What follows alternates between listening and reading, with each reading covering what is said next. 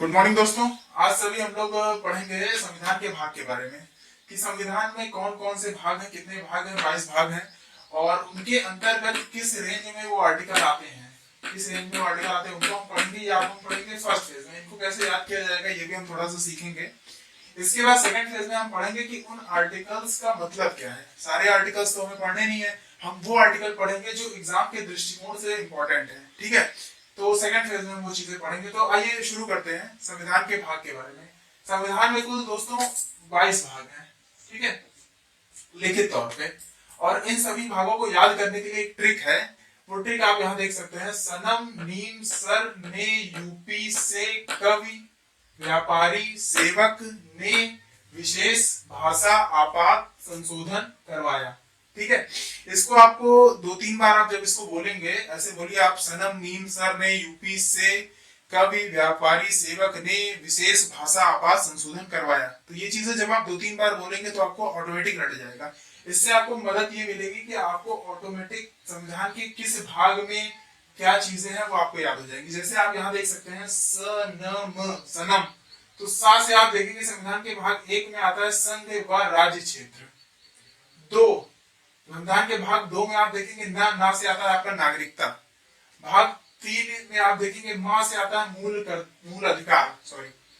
तो अब इस तरीके से आप देख सकते हैं स न म नी म सर ने यूपी से, इधर देखिए आप, कवि व्यापारी सेवक ने विशेष भाषा आपात संशोधन संशोधन संशोधन। ठीक है, तो ये इन सभी चीजों से जब आपको संविधान के सारे भाग याद करने में आपको आसानी हो जाएगी। अब इसके अंतर्गत आर्टिकल्स कैसे कैसे आते हैं वो अभी देखिए आपको याद होंगे।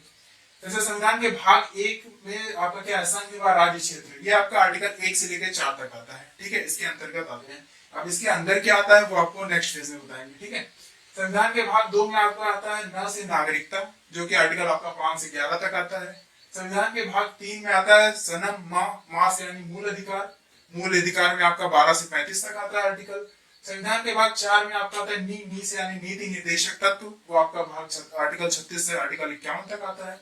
उसी में नीम मा यानी मूल कर्तव्य आपका 51 का में आता है। जब 51 हो गया तो आपका भाग 5 में संघ यानी जिसमें आपके राष्ट्रपति उपराष्ट्रपति ये सारी चीजें, महाजन न्यायवादी, इन सभी चीजों के बारे में, सर्वोच्च न्यायालय, मतलब संघीय व्यवस्था के बारे में सारा आपको 52 से आर्टिकल 151 तक आपको बताया गया है। ठीक है, संविधान के भाग 6 में आप देखेंगे तो आपको जैसे संघीय व्यवस्था के बारे में बताया गया वैसे राज्य की व्यवस्था के बारे में बताया गया भाग 6 में। ठीक है, सा से संघीय व्यवस्था, रा से राज्य की व्यवस्था। ठीक है, तो यहाँ पे आपको 152 से 237 तक बताया गया है। ये रेंज आपको याद करनी पड़ेगी। ये रेंज आप जब याद कर लेंगे तो आपको आर्टिकल्स के बारे में जानने में बड़ी आसानी होगी। ठीक है, तो वो आपका 152 से 237 तक होता है। संविधान के भाग 7 में आपके निरस्त राज्य हैं, 238 आर्टिकल में आता है इसका सिंगल आर्टिकल। भाग 8 में आपका यूनियन टेरिटरी के बारे में बताया गया है आपका इसके अंतर्गत, जो कि 239 से 242 तक कहा गया है। और आप सभी जानते हैं भाग 9 में पंचायती राज व्यवस्था आर्टिकल 243 के अंतर्गत आती है। 243 के ता में आपका आता है नगर पालिका से रिलेटेड। ठीक है, भाग 10 में आप आएंगे तो वहां पे अनुसूचित जनजाति एवं जाति क्षेत्र के बारे में बताया गया भाग 10 में। से यानी आप यहाँ से देख सकते हैं SC ST मतलब अनुसूचित जनजातीय क्षेत्र से आप यहाँ पे देख सकते हैं आर्टिकल 244 के अंतर्गत ही आता है। इधर आप आएंगे तो आप देखेंगे भाग 11, संविधान के भाग 11 में आपका आता है कवि। आप देखिए कवि, यूपी से कवि, तो का से आपका हो गया केंद्र राज्य संबंध, जो कि आपका आर्टिकल 245 से 263 तक आता है। ठीक है, अब देखिए यहाँ पे ये चीजें थोड़ा सा आपको रेंज याद करनी पड़ेंगी, लेकिन कुछ हम आपको बता देते हैं। जैसे देखिए अब ये भाग 11 है। ठीक है, तो यहाँ पे आप देख सकते हैं 5 4 9 2 11 6 3 9 2 11, तो मतलब इसका सम 11 आ रहा है और ये भाग 11 में ऑटोमेटिक है। ठीक है, तो इस तरीके से आप इसको याद कर सकते हैं संविधान के भाग 11 को। भाग 12 में क्या आता है, वित्त संपत्ति, इन सभी चीजों की व्यवस्थाएं भाग 12 में आती हैं, जो कि आर्टिकल 264 से 300 तक होती हैं। अब 264 से 300 तक ये आपको राउंड फिगर याद करना पड़ेगा, 264 से 300 तक। भाग 13 में आपका व्यापार वाणिज्य से रिलेटेड आता है, कभी व्यापारी, तो यहाँ पे भाग 13 में आपका व्यापार एवं वाणिज्य से रिलेटेड आर्टिकल्स आएंगे, जो कि आपका 301 से 307 तक आएंगे। ठीक है, इसको आप याद कर सकते हैं 7 3 10, और यहाँ पे देखिए पीछे से 10 लिखा हुआ, उल्टा 10 लिखा हुआ।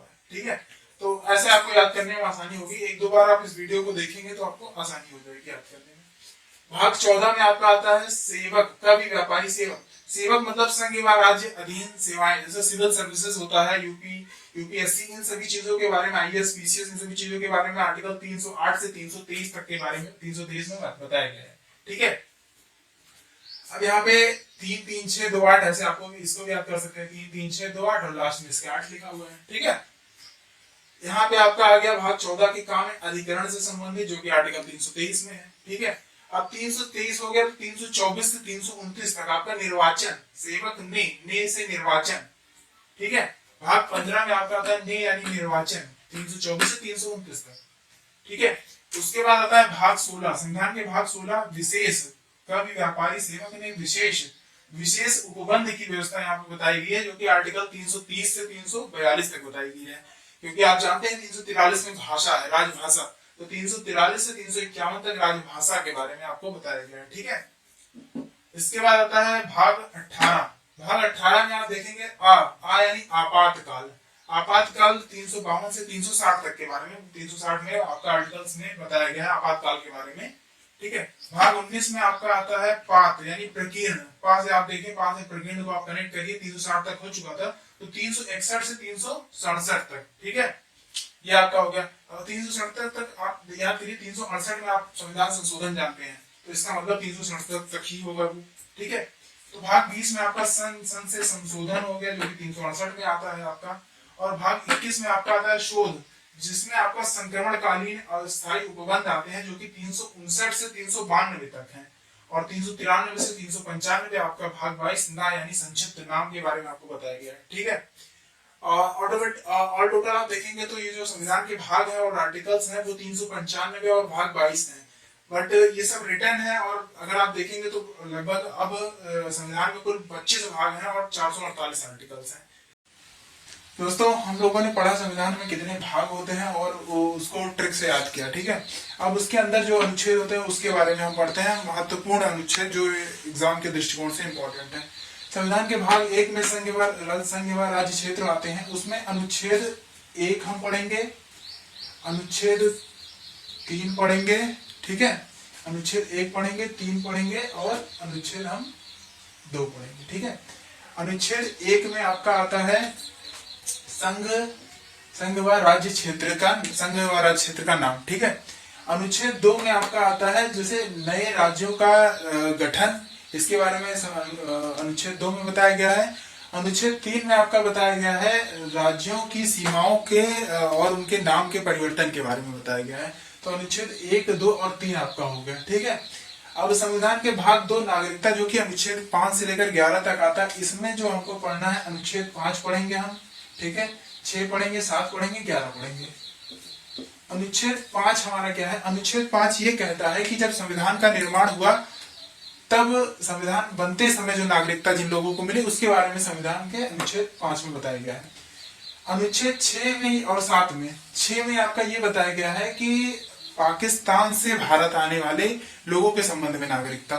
ठीक है, और 7 में ये बताया गया कि वे लोग जो भारत से पाकिस्तान गए हुए थे उनके संबंध में नागरिकता क्या प्रावधान है, कैसे मिलेगी, क्या मतलब किस तरीके से उनको नागरिकता दी जाएगी, ये अनुच्छेद 7 में बताया गया है। ठीक है, तो 6 और 7 में आपस में उल्टा है। 6 में पाकिस्तान से भारत आने वाले, 7 में भारत से पाकिस्तान को जाने वाले। अनुच्छेद 11 ये कहता है कि संविधान में, अनुच्छेद 11 में ये बताया गया है कि संसद को यह अधिकार है कि वह नागरिकता के संबंध में संशोधन कभी भी उचित समय पर ला सकता है। अब हम देखेंगे संविधान के भाग 3 जो कि आपके मूल अधिकार से रिलेटेड है। ठीक है, ये आर्टिकल 12 से 35 तक आते हैं।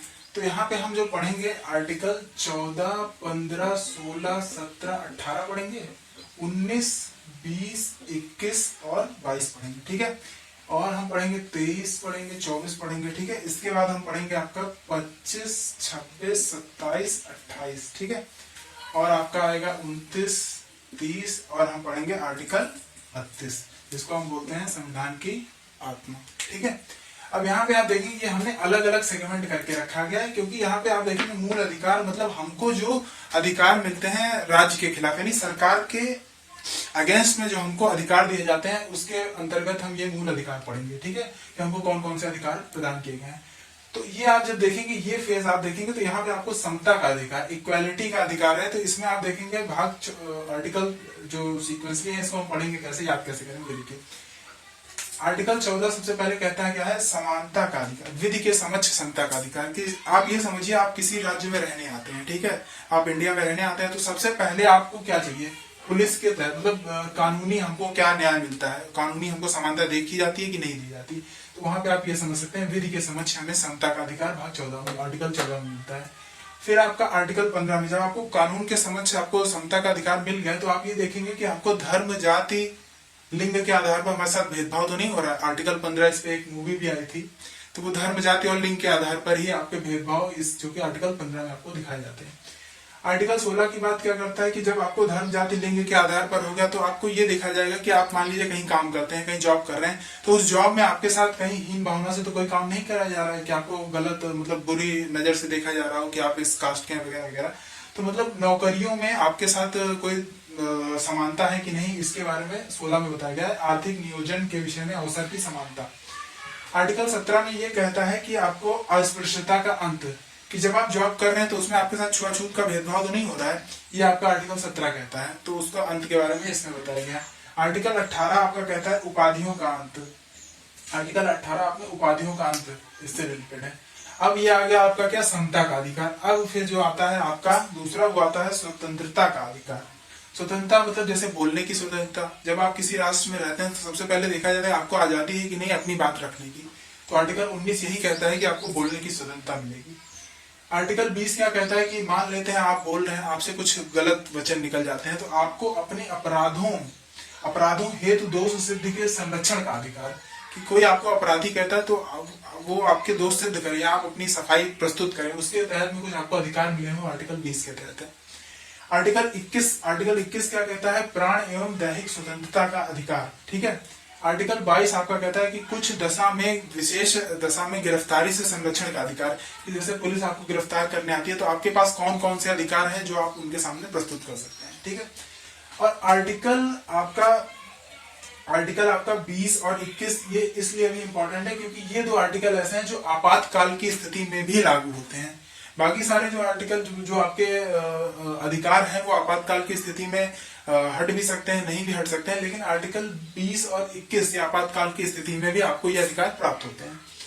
आपने क्या पढ़ लिया, समता का अधिकार और स्वतंत्रता का अधिकार। अब जो आता है उसके बाद जो सेगमेंट आता है वो आपका आता है शोषण के विरुद्ध स्वतंत्रता का अधिकार। आर्टिकल 23 आपका ये कहता है कि मानव दुर्व्यवहार एवं बलात्श्रम के बीच के विरुद्ध स्वतंत्रता का अधिकार। कि मतलब कोई मनुष्य, जैसे आप किसी के यहाँ जॉब कर रहे हैं, आपके साथ तो कोई दुर्व्यवहार तो नहीं कर रहा है, तो उसके विरुद्ध आपको जो अधिकार मिले हैं वो आपके अनुच्छेद 23 में आते हैं। अनुच्छेद 24 में आपका क्या आता है कि 14 वर्ष के बालकों को मतलब उनके साथ उनको कारखानों में काम ना कराया जाए, इसके विरुद्ध कुछ अधिकार है, उसमें आपका 24 में आता है। ठीक है। अब आर्टिकल 25, 26, 27, 28 में आपका धार्मिक स्वतंत्रता का अधिकार आता है कि आप किसी ना किसी धर्म के होंगे। ठीक है। उस धर्म के तहत आर्टिकल 25 ये कहता है कि आपको कोई भी फोर्स नहीं किया जाएगा, आप स्वतंत्रता से स्वयं किसी भी धर्म को आप अपना सकते हैं और उसके प्रचार कर सकते हैं। ठीक है। ये आपका आर्टिकल 25 कहता है। आर्टिकल 26 आपका ये कहता है कि आप धार्मिक कार्यों के प्रबंध की व्यवस्था कर सकते हैं। आपने किसी धर्म को अपना लिया, अब आप क्या करेंगे, उसके मतलब जैसे कोई त्योहार होगा उस धर्म से रिलेटेड, तो आप उसके बारे में मतलब उसको प्रचार प्रसार करेंगे, या उसकी कोई भी होली आया, दीपावली आया, तो आप उसको बड़े पैमाने पे मनाने की कोशिश करेंगे, तो उसकी आपको स्वतंत्रता मिलती है, आप वो कर सकते हैं। आर्टिकल 27 ये कहता है कि जैसे कोई भी धार्मिक कार्य हो रहा है तो उसमें आपको कर, जैसे आप वहां पे मतलब टैक्स से रिलेटेड वहां पे बातें होती हैं कि धार्मिक कार्यों में आपको करों से के संबंध में आपको स्वतंत्रता दी गई है। आर्टिकल 28 ये कहता है कि जैसे कोई भी धर्म है, आप उसके मतलब उसके अंतर्गत आप कोई शिक्षण संस्थान डालना चाहते हैं, उससे कोई शिक्षण संस्थान है उसमें, तो उसमें धार्मिक शिक्षा को लेकर कुछ संरक्षण दिए गए हैं, कुछ अधिकार दिए गए हैं, वो आपके अनुच्छेद 28 में आते हैं। इसके बाद का जो सेगमेंट आता है आपका संस्कृति व शिक्षा संबंधी अधिकार, ये आपका 29 और 30 में आता है। 29 में कहता है अल्पसंख्यक वर्ग के हितों का संरक्षण, कि जो शेड्यूल कास्ट के लोग हैं, जो अल्पसंख्यक हैं, उनके हितों का संरक्षण अनुच्छेद 19 के तहत है और 29 के तहत है, सॉरी। और अनुच्छेद 30 के तहत ये कहता है कि शिक्षण संस्थानों की स्थापना की जाएगी, ये अनुच्छेद 30 के तहत कहा गया है। इसके बाद जो अनुच्छेद 32 जो ये सेगमेंट है, संवैधानिक उपचारों का अधिकार, जिसको संविधान की आत्मा भी कहते हैं। आइए अब हम पढ़ते हैं और आर्टिकल्स के बारे में, और जो महत्वपूर्ण आर्टिकल है उनके बारे में पढ़ते हैं। तो भाग 4 में आपका नीति निर्देशक तत्व, जो कि आर्टिकल 36 से 51 में, 51 के काम में आपका मूल कर्तव्य आता है। ठीक है, अब देखिए इसमें भाग 4 में देखिए 44 और 45 दो आर्टिकल है। आर्टिकल 44 आपका समान नागरिक संहिता, इसके बारे में एसएससी में क्वेश्चन आ चुके हैं। आर्टिकल अनुच्छेद 44 क्या है, तो वो आपका है समान नागरिक संहिता के बारे में अनुच्छेद 44 बताता है।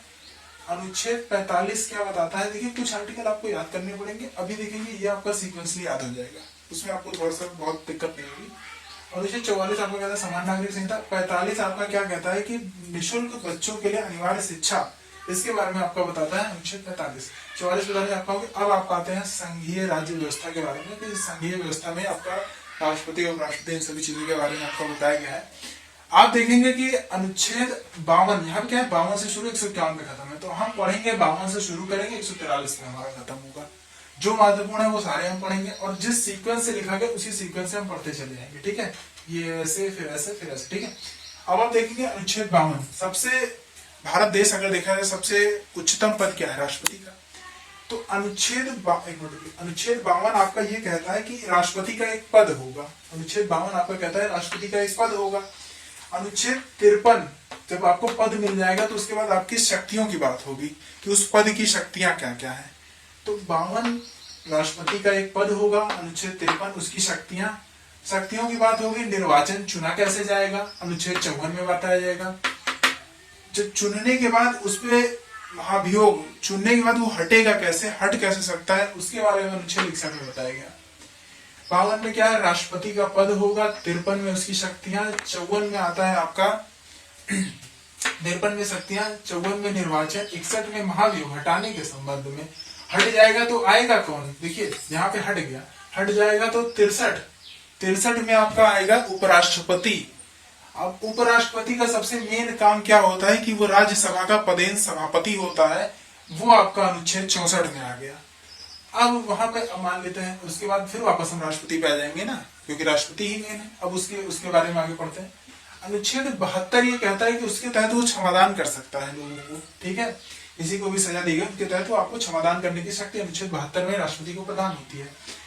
अब राष्ट्रपति खत्म, राष्ट्रपति के बाद जो महत्वपूर्ण होता है, जो इंपॉर्टेंट होता है, जिसको शक्तियां प्राप्त होती हैं, वो क्या होता है। आप देखेंगे राष्ट्रपति की सलाह के लिए मंत्रिपरिषद होता है, मंत्रिमंडल होता है। तो अनुच्छेद 74 ये कहता है कि राष्ट्रपति की सलाह एवं सहायता हेतु एक मंत्रिमंडल होगा। अनुच्छेद 74 ये कहता है। अनुच्छेद 75 ये कहता है कि मंत्रिपरिषद का हेड प्रधानमंत्री होगा। मंत्रिमंडल मेन हुआ, उसके बाद प्रधानमंत्री मेन हुआ। ठीक है, अनुच्छेद 76 आपका कहता है, यहाँ पे आप प्रधानमंत्री के बारे में आपने पढ़ लिया। प्रधानमंत्री के बाद जो मुख्य पद होता है अनुच्छेद 76 वो आपका होता है महान्यायवादी। उसके बाद 76 से आप रिलेट करेंगे 148, 76 का समझ लीजिए आप, इसका दुगना मान लीजिए, वैसे एग्जैक्ट दुगना तो है नहीं, बट आप मान लीजिए 76 दुना 148। तो 148 से आप याद कर सकते हैं कि महानियंत्रित महालेखा परीक्षक 148 में आपका आता है। ये हो गया, सीक्वेंसली हमने याद किया। अनुच्छेद 79, अब हम बात करेंगे यहाँ पे 79, 80, 81 to 85। 79 आपका ये कहता है कि संसद होगा। प्रधानमंत्री हमने पढ़ लिया, अब आते हैं हम संसद में। संसद 79 में आपका संसद। फिर 80 यानी आपका हो गया राज्यसभा। राज्यसभा उच्च सदन होता है, तो यहाँ पे 80 पहले आ गया आपका राज्यसभा। 81 आपका लोकसभा, राज्यसभा लोकसभा होगी। अब 85 जब आपका राज्यसभा लोकसभा हो गई, राष्ट्रपति हमने पढ़ ही लिया है। अब जो 85 होगा, जो राज्यसभा लोकसभा यानी संसद में जो काम होता है, संसद का सत्र बुलाया जाता है। तो अनुच्छेद 85 यही कहता है कि संसद सत्र का आह्वान एवं विघटन के संबंध में ये बात करता है, अनुच्छेद 85। ठीक है, इससे रिलेटेड हमने पढ़ लिया। अनुच्छेद 85 के बाद जब संसद में कोई सत्र बुला लिया गया, उसके बाद जो वहां पे काम क्या होगा, 100, 105, 100, 105, 108, 110, 112, 116, 117 ये हम पढ़ेंगे। अनुच्छेद 100 ये कहता है कि संसद में जब सत्र आ गया है, मतलब संसद बुला लिया गया है, तो संसद में मतदान होगा। जैसे वहां पे उसके स्पीकर चुने जाएंगे, ये सारी चीजें होंगी। तो संसद में मतदान, निर्णायक मत, इन सभी चीजों से रिलेटेड अनुच्छेद 100 में है। अनुच्छेद 105 में क्या है कि संसद को क्या विशेषाधिकार प्राप्त है। जैसे हम जब राष्ट्रपति पढ़ रहे थे तो उसकी शक्तियां पढ़ी थी, हमने संसद पढ़ा तो उसको क्या विशेषाधिकार है, उसके जस्ट बाद हम वही पढ़ेंगे। अनुच्छेद 105 संसद की वो विशेषाधिकार। अब संसद में जो सबसे मेन काम होता है वो होता है संयुक्त अधिवेशन। 105 के बाद आप 108 में पढ़ेंगे संयुक्त अधिवेशन। 110 में आपका आता है धन विधेयक, 112 में आता है वार्षिक बजट जो बजट प्रस्तुत होता है, और 116 में आता है आपका लेखा अनुदान, और 117 में आता है वित्त विधेयक में विशेष उपबंध। वित्त विधेयक के संबंध में विशेष उपबंध, वित्त विधेयक संबंध में उपबंध। जब आप वित्त विधेयक पढ़ेंगे तो आपको उसके बारे में नॉलेज होगा। अब हम पढ़ते हैं, ये पढ़ लिया, राष्ट्रपति पढ़ लिया, संसद पढ़ लिया, प्रधानमंत्री पढ़ लिया, उपराष्ट्रपति पढ़ लिया, और हमने संसद पढ़ लिया। उसके बाद अब हम देखेंगे कि सर्वोच्च न्यायालय। अनुच्छेद 123 आपका ये कहता है अध्यादेश जारी करना। राष्ट्रपति का काम होता है अध्यादेश जारी करना। जब संसद का सत्र ना चल रहा हो तो अध्यादेश जारी करते हैं, ठीक है। 124 में आपका है कि उच्च न्यायालय, सर्वोच्च न्यायालय की स्थापना, ठीक है। 131 में क्या है, मूल अधिकारों के संरक्षण के संबंध में सर्वोच्च न्यायालय को क्या अधिकार। उसके बाद 137 में आपका आता है न्यायिक पुनर्विलोकन, रिव्यू पिटीशन जिसको कह सकते हैं। 143 में आता है कि सर्वोच्च न्यायालय से राष्ट्रपति सलाह मांग सकता है। अनुच्छेद 152 जब राज्य की बात करेंगे तो राज्य में जो सर्वोच्च पद होता है वो होता है राज्यपाल का। तो अनुच्छेद 152 वही कहता है कि राज्यपाल की परिभाषा के बारे में बताया गया है। अनुच्छेद 152 कहता है राज्यपाल की परिभाषा। 153 कहता है कि राज्यों के लिए राज्यपाल होंगे। अनुच्छेद 154 जैसे राष्ट्रपति की शक्तियां हुई थी, फिर यहाँ पे राज्यपाल की शक्तियां। 155 राज्यपाल का निर्वाचन, 53 हो गया। 61 अनुच्छेद 161 में क्षमादान होगा, ठीक है। वहां पे क्षमादान कितने में था, वहां पे था 72 में क्षमादान, यहाँ पे है 161 में क्षमादान। वहां पे 61 में था महाभियोग, यहाँ पे 161 में आपका, यहाँ पे कोई महाभियोग नहीं होता। यहाँ पे इनको हटाने के लिए खुद राष्ट्रपति इनको नामित करते हैं और इनको हटाते हैं, तो इसलिए यहाँ पे 161 में आपका क्षमादान हो गया, ठीक है। 161 हो गया आपका। अब राज्यपाल हो गए। अब इसके बाद जैसे वहां पे था मंत्रिपरिषद, उसके बाद प्रधानमंत्री आते थे, वैसे यहाँ पे आपका यहाँ पे भी मुख्यमंत्री वगैरह आएंगे। अब देखिए आप 163 में आपका ये कहता है कि मंत्रिपरिषद होगा, राज्यपाल की सहायता के लिए मंत्रिपरिषद होगा। 164 ये कहता है कि मंत्रिपरिषद का मुख्यमंत्री होगा, मंत्रिपरिषद का हेड मुख्यमंत्री होगा। 165 ये कहता है कि महाधिवक्ता, वहां पे क्या था, महान्यायवादी थे और नियंत्रक महालेखा परीक्षक थे। अनुच्छेद 76, अनुच्छेद 148, यहाँ पे अनुच्छेद 165 में महाधिवक्ता है, ठीक है। हर राज्यों के एक महाधिवक्ता होंगे।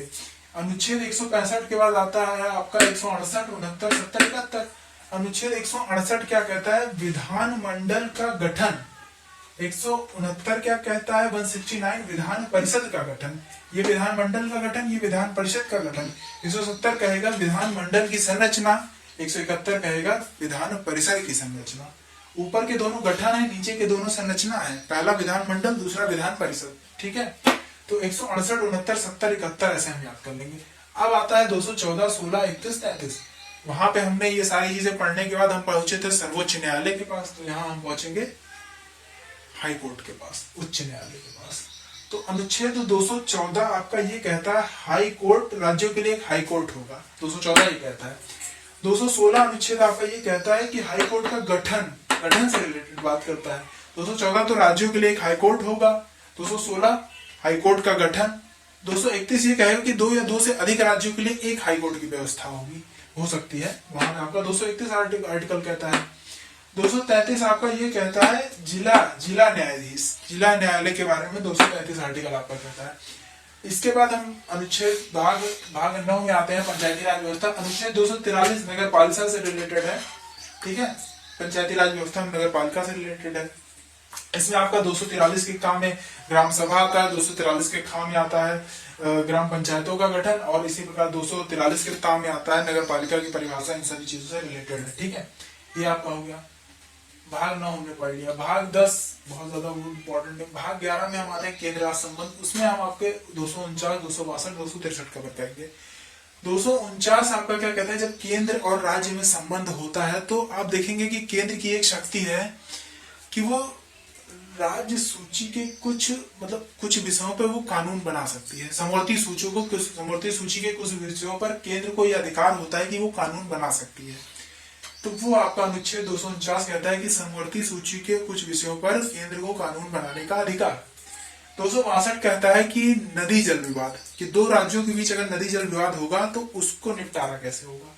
अनुच्छेद 263 ये कहता है कि अंतरराज्यीय परिषद का गठन से रिलेटेड बात 263 करता है। अनुच्छेद 266 जो कहता है वो संसद की संचित निधि के बारे में बताता है। 266 संचित निधि, 267 आकस्मिक निधि, ठीक है, दो निधियां होती हैं, एक संचित निधि एक आकस्मिक निधि। 66 संचित निधि, 67 आकस्मिक निधि। 280 जो आपका कहता है वो वित्त आयोग के बारे में बताता है 280, और 298 वो व्यापार करने की आपको स्वतंत्रता देता है 298। 279 ये वो आपका जीएसटी से रिलेटेड है। इसके बाद हम आपका 312 और 315 में आते हैं। 312 में आपका आता है, ये आप यहाँ देखिए 312 315 इसमें आएगा सेवक संघ व राज्याधीन सेवाएं। 312 में आपका अखिल भारतीय सेवाएं आईएएस, वो आपका आईपीएस वगैरह आते हैं। और 315 आपका यूपीएससी, जिसमें आपका सिविल सर्विसेज, आपका आईएएस पीसीएस ये सारी चीजें आती हैं। तो यहाँ पे आईपीएस, यहाँ पे आप समझ लीजिए आईएएस आईएफएस, ये सारी चीजें 312 315 में होंगी। इसके बाद 312-15 के बाद हम आएंगे 324। 324 में निर्वाचन आयोग का गठन, निर्वाचन आयोग के बारे में बताया गया। 324 के बाद हम आते हैं 330। 330 ये आप देखेंगे यहाँ पे 330 विशेष उपबंध, यहाँ पे विशेष उपबंध में आप ये देखेंगे कि 330 में आपका कहा गया लोकसभा में एससी एसटी का आरक्षण 330। 331 कह रहा है लोकसभा के बाद आपका लोकसभा में आंग्ल भारतीय के लिए जो आरक्षण है। 330 में क्या लोकसभा में एससी एसटी, 331 लोकसभा में आंग्ल भारतीय। 332 ये कहता है विधानसभा में एसटी एससी आरक्षण, यहाँ पे लोकसभा था, यहाँ पे विधानसभा में एससी एसटी आरक्षण। और 333 कहता है विधानसभा में आंग्ल भारतीयों के लिए आरक्षण। तो 30, 31, 32, 33 आपने पढ़ लिया, ठीक है। इसके बाद 335 ये कहता है कि सेवा व पद पर एससी एसटी का आरक्षण, सेवा एवं पदों पर जो अब वैकेंसियां वगैरह आती है उसमें जो एससी एसटी को आरक्षण दिया गया वो 335 के अंतर्गत।